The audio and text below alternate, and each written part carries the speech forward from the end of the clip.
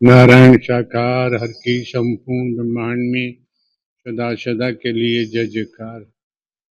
हम 2 जुलाई की घटना के बाद बहुत ही व्यथित हैं। प्रभु हमें बस संगत को इस दुख की घड़ी से उबरने की शक्ति दें। सभी शासन एवं प्रशासन पर भरोसा बनाए रखें। हमें विश्वास है जो भी उपद्रवकारी हैं वो बख्शे नहीं जाएंगे। हमने अपने वकील डॉक्टर ए.पी. सिंह जी के माध्यम से कमेटी के महापुरुषों से ये प्रार्थना की है कि दिवंगत आत्माओं के परिजनों एवं इलाजरत घायलों के साथ जीवन पर्यंत तन धन से खड़े रहने का आग्रह किया है, जिसको सभी ने माना भी है। सभी इस जिम्मेदारी को निभा भी रहे हैं। सभी महामंत्र का सहारा न छोड़ें।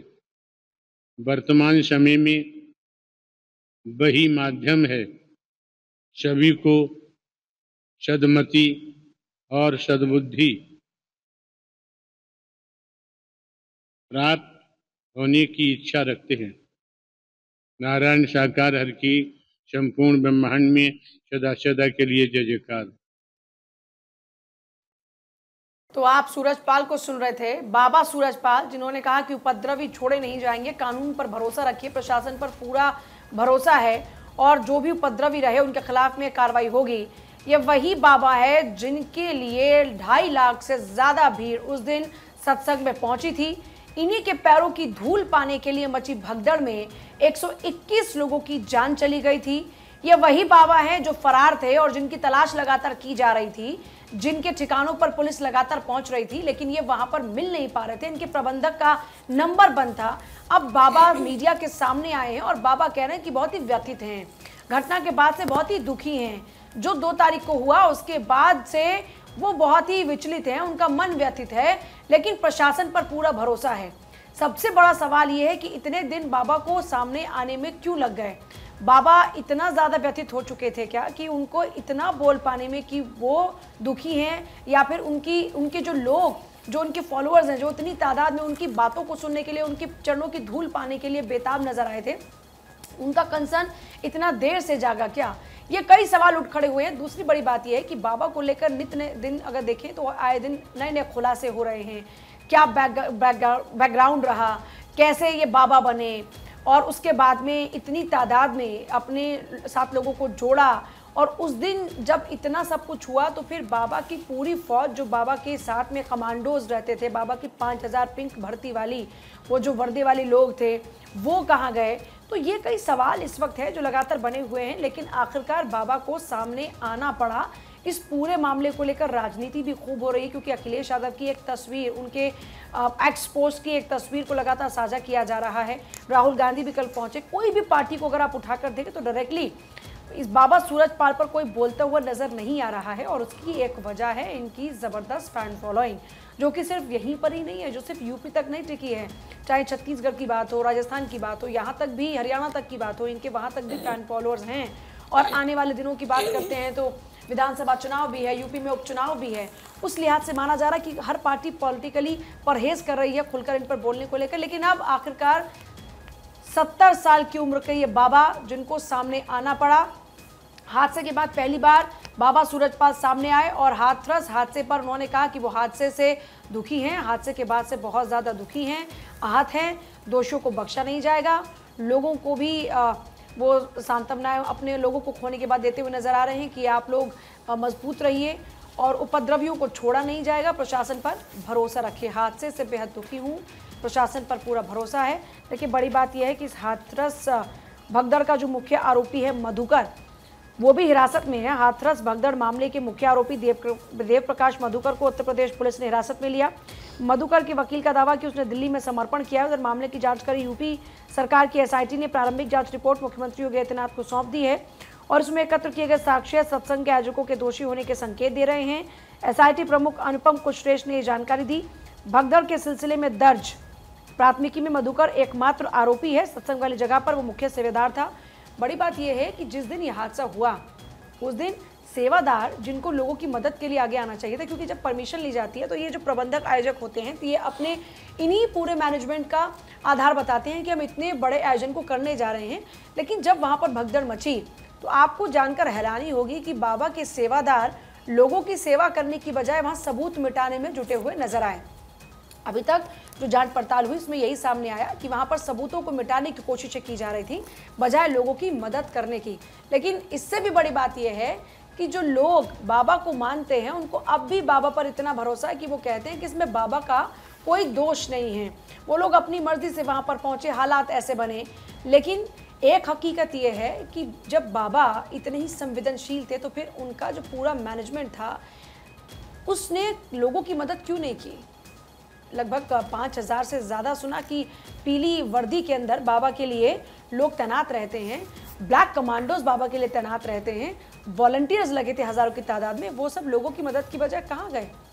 अब बाबा को आखिरकार इतने दबाव के बाद सामने आना पड़ा और बाबा बेहद दुखी हैं, ये बात बताते नजर आ रहे हैं। तो देखिए ये भी सूरजपाल की तरफ से कहा गया कि शासन और प्रशासन पर पूरा भरोसा है, क्योंकि ये सवाल लगातार सूरजपाल पर उठ रहे थे कि आखिर कहाँ चले गए हैं सूरजपाल, क्यों सामने आकर कुछ नहीं बोलते। 121 लोगों ने अपनी जान गंवाई, अभी तक क्यों चुप है। और आज आखिरकार देखिए सूरजपाल की तरफ से क्या कुछ कहा गया, एक बार फिर सुनिए आप। हम 2 जुलाई की घटना के बाद बहुत ही व्यथित हैं। प्रभु हमें बस संगत को इस दुख की घड़ी से उबरने की शक्ति दें। सभी शासन एवं प्रशासन पर भरोसा बनाए रखें। हमें विश्वास है जो भी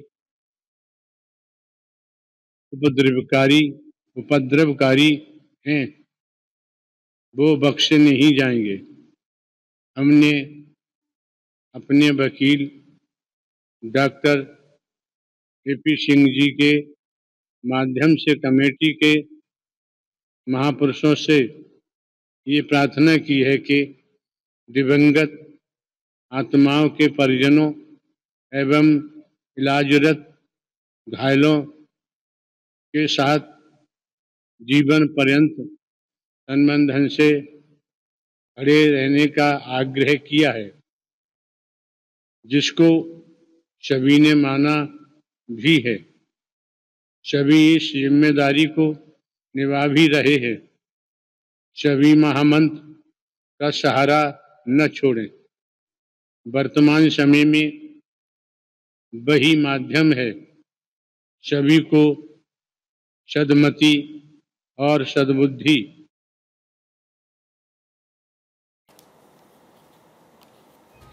और आशुतोष हमारे सहयोगी इस वक्त हैं साथ में ज्यादा जानकारी के लिए। आशुतोष, हाथरस हादसे पर बाबा को सामने आना पड़ा, लेकिन अब आगे क्या?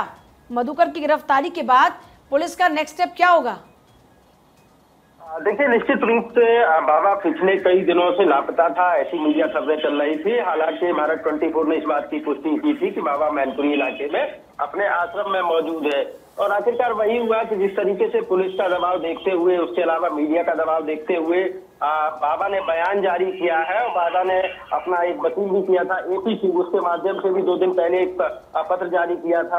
बाबा ने स्पष्ट रूप से ये कहा है कि उसे इस बात का कष्ट है। उसके अलावा देखिए आप अगर सुनेंगे तो बाबा अपने बयान में एक बात बिल्कुल स्पष्ट कह रहा है कि उपद्रवकारियों को बख्शा नहीं जाएगा।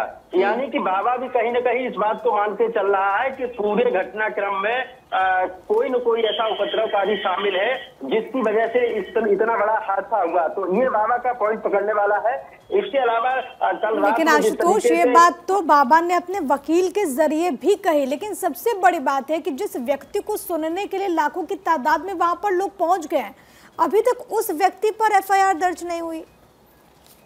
बिल्कुल, देखिए सबसे बड़ी बात यही है कि लगातार आप ये देखेंगे कि पूरे मामले पे जो पॉलिटिशियन है वो पूरी तरह से शांत बैठे हुए हैं। इसके अलावा लगातार इस बात की मांग उठ रही है कि आखिरकार बाबा पर अभी तक कार्रवाई क्यों नहीं हुई, क्योंकि बाबा भी कहीं ना कहीं इस बात का दोषी है। इतने बड़े कार्यक्रम में इतनी बड़ी तादाद में भीड़ पहुंच जाती है और बाबा जैसा कि कल एक सेवादार बयान दे रहा था कि बाबा ने कहा कि हमारी चरण धूल ले लो, तो उसके बाद ही लोग वहां उमड़े और बाबा अपने उन सेवादारों पर कुछ बोलते नजर नहीं आ रहे हैं जिन सेवादारों ने वहां से सबूत मिटाने की कोशिश की।